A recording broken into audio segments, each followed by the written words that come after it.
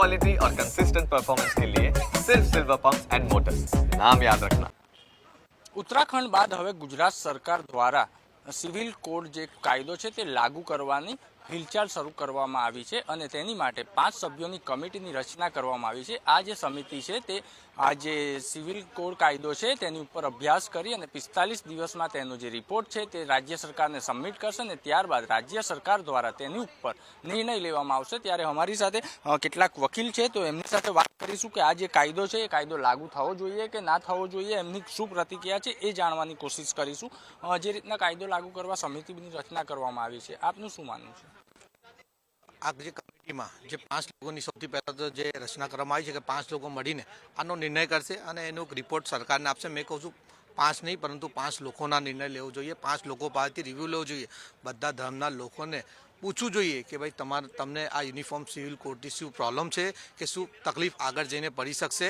બધાને એક સમાનતાની વાત કરો છો તો બધા ધર્મના લોકોને સાથે મળીને આ યુનિફોર્મ સિવિલ કોડની એક રચના કરવી જોઈએ। ઓલરેડી જે ક્રિમિનલ જે કાયદો છે BNS અને BNSS એ ઓલરેડી બધા ધર્મના લોકો માટે છે જ, એવું નથી કે કોઈ હિન્દુ માટે અલગ છે કે કોઈ મુસ્લિમ માટે અલગ છે। એવી રીતે યુનિફોર્મ સિવિલ જો કોડ જે આ લોકો રચના જે કરવા જે એને નિયંત્રિત કરવા જઈ રહ્યા છે તો હું એના સખ્ત વિરોધમાં છું। આજે ગુજરાતમાં તમે જોઈ લો કે આસાન ધારાનો કાયદો આપણા ગુજરાતમાં લાગુ છે, શું એ યુનિફોર્મ સિવિલ કોડની અંદર આવશે? આજે કોઈ હિન્દુ ભાઈ કોઈ મુસ્લિમ ઘરનું ઘર ખરીદવું હોય તો નહીં ખરીદી શકતા, કે કોઈ મુસ્લિમ ભાઈને હિન્દુ ભાઈનું ખરીદવું હોય તો નહીં રહી શકતા, તો શું એ યુનિફોર્મ સિવિલ કોડમાં આવશે? ઓલરેડી આર્ટિકલ 25 અને 25 કોન્સ્ટિટ્યુશન ઓફ ઇન્ડિયામાં દરેક ધર્મના લોકોને પોતાનું જીવન પોતાના ધર્મના તરીકે જીવવાનો અધિકાર આ દેશમાં બાબા સાહેબ આંબેડકરે આપેલો છે। જેથી હું UCC સિવિલ કોડની જે રચનામાં કોઈ ફક્ત એક રિલિજન મુસ્લિમ રિલિજનના વિરોધમાં જો કાયદો બનાવવામાં આવશે તો અમે લોકો આને સખ્ત વિરોધમાં રહીશું। બિલકુલ, પહેલા તમામ ધર્મ લોકોની રાય લેવી જોઈએ તેવું માનવું છે।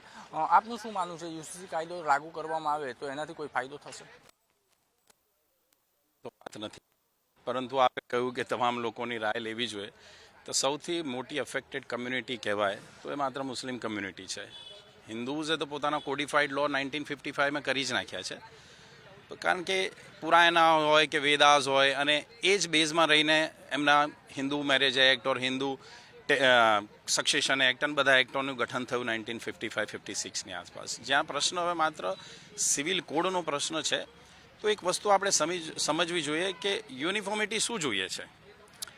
મેરેજમાં યુનિફોર્મિટી જોઈએ છે કે માત્ર મેરેજ કર્યા પછી રજિસ્ટ્રેશનમાં યુનિફોર્મિટી જોઈએ છે? કારણ કે હિન્દુ કપલ મેરેજ કરે કે મુસ્લિમ કપલ મેરેજ કરે, રજિસ્ટ્રેશન ઓફ મેરેજ તો થવાનું જ છે।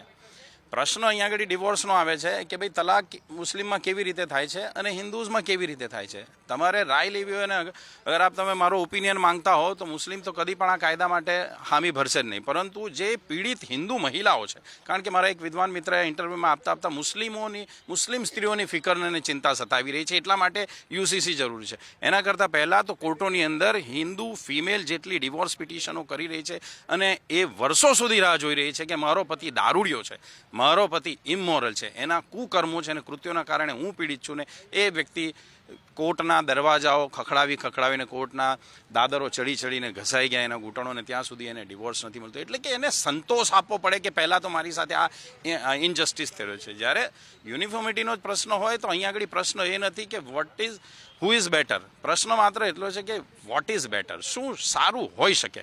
જો મુસ્લિમ મહિલાઓ તલાક આપવા માટે યા બંનેના હૃદય નથી, દિલ નથી મળી રહ્યા, યા એવું માની લો કે તલાક એ ખુલ્લા સ્ત્રી માંગી રહી છે કે ભાઈ તું મને તલાક આપ, તું તો દારૂડિયો છે યા તું ઇમોરલ એક્ટિવિટીમાં સંપળાયેલો છે યા તને જેલ થઈ ગયેલી છે, તો મુસ્લિમ એક માત્ર તલાક બોલીને 3 મહિના રાહ જોશે, ઇદ્દત પીરિયડ પૂરી થઈ જશે ને ઇદ્દત માટે પણ નીતિ નિયમો છે કે ભાઈ એના પેટની અંદર કોનું છોકરું છે એ ખબર આ 3-3.5 મહિનાની અંદર પડી જાય। એવા ઘણા બધા રિલિજિયસ કસ્ટમ્સ છે, ટેનર્સ છે, અને આર્ટિકલ 13 બહુ સ્પષ્ટ છે કે રિલિજિયસ કસ્ટમ્સ અને ટેનર્સ ફોલો કરવાની દરેક કમ્યુનિટીને દરેક રિલિજનના લોકોને અધિકાર છે। એવી જ રીતે હિન્દુઓએ પણ કર્યું જ છે અત્યાર સુધી અને મુસ્લિમો પણ કરી રહ્યા છે। આ દખલઅંદાજ અને એકબીજાના રિલિજન ઉપર કાયદાઓ બનાવવા એ પર્સનલ વેન્ડેટા છે। કોઈની ફિકર કરવાની જરૂર નથી. પોતે પોતાની ફિકર કરો. આ માત્ર ખુરશીની ફિકર છે, બીજું કાંઈ જ નથી. જો મુસ્લિમોના વિરુદ્ધ કાંઈ કરવામાં આવશે તો આ હિન્દુ વોટ કોન્સોલિડેટ થશે, કોઈ મુસ્લિમ સ્ત્રી નહીં. કારણ કે ટ્રિપલ તલાક ઇનવેલિડ સુપ્રીમ કોર્ટે કહ્યું, ત્યાર પછી કાયદો બનાવીને એને ક્રિમિનલાઇઝ કરી દે. અરે ભાઈ, એને જેલમાં પૂરવાની ક્યાં જરૂર છે? એ તો એની પાસે 4 ઓપ્શન બીજા છે જ, કે તલાકે હસન આપશે યા તલાકે હસનથી એ તલાક આપી જ દેશે.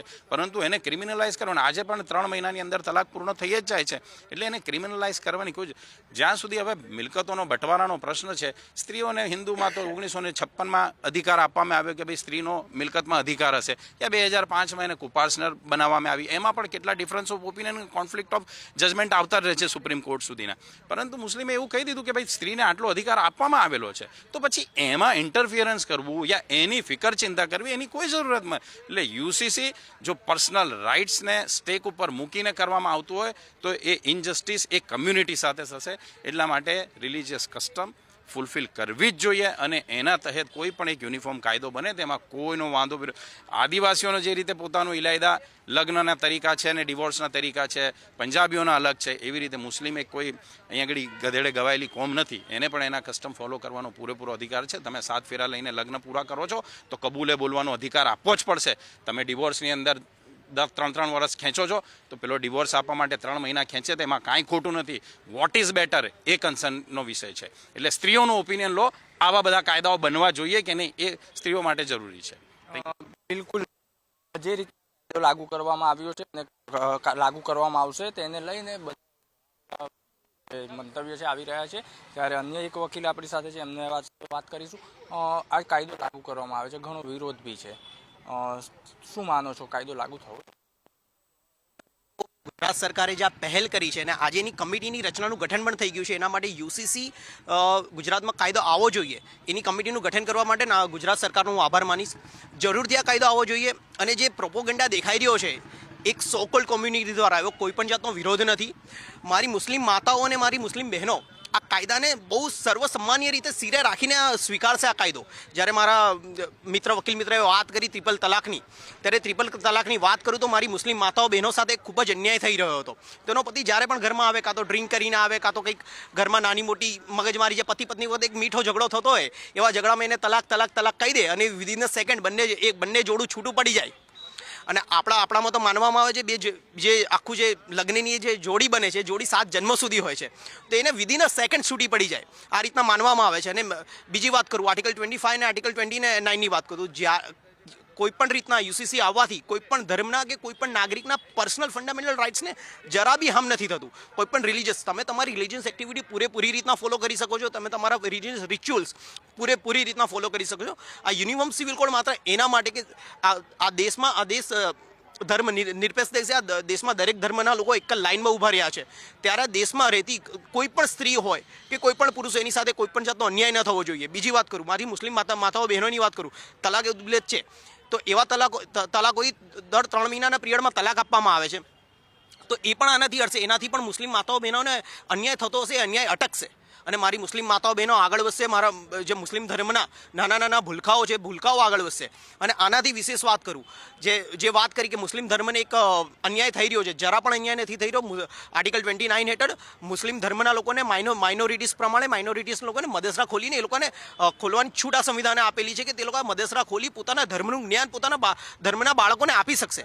જ્યારે હિન્દુ ધર્મ માટે આવું કાંઈ નથી કે ધર્મશાળાઓ ખોલી હોય. એટલા માટે એકબીજાને ગળે લગાવવાવાળા લોકો છે, હિન્દુ હોય, મુસ્લિમ હોય, શીખ હોય કે ઈસાઈ હોય, તો હું ફરીથી કહું છું, માત્ર ગુજરાત સરકારને નહીં, ભારત સરકારને હું નમ્ર વિનંતી કરું છું, એક યુવા તરીકે આપના ન્યૂઝના માધ્યમથી અપીલ કરું છું કે દેશના માનનીય વડાપ્રધાન નરેન્દ્ર મોદી સાહેબ સમગ્ર દેશમાં કાશ્મીરથી કન્યાકુમારી સુધી અને ગુજરાતથી આસામ સુધી યુનિફોર્મ સિવિલ કોડનો કાયદો વહેલી તકે લાગુ કરે. અમારા સમગ્ર 140 કરોડ દેશવાસીઓ સાથે એ ન્યાય થશે અને ઉત્સવનો દિવસ હશે, જે દિવસે યુસીસી આ દેશમાં લાગુ થશે. બિલકુલ કાયદો લાવવાની વાત છે. ઉત્તરાખંડ બાદ ગુજરાતની અંદર પણ હવે આ કાયદો લાગુ થવા જઈ રહ્યો છે. ત્યારે ગુજરાત દેશનું બીજું રાજ્ય બનશે જ્યાં યુસીસી કાયદો લાગુ પડવાનો છે. ત્યારે કેટલાક લોકો આનો વિરોધ બી કરી રહ્યા છે, તો કેટલાક લોકો આ કાયદાને આવકારી રહ્યા છે. કેમેરામેન અંકિત ગોંસીકર સાથે પ્રશાંત ગજ્જર, ન્યૂઝ કેપિટલ, વડોદરા.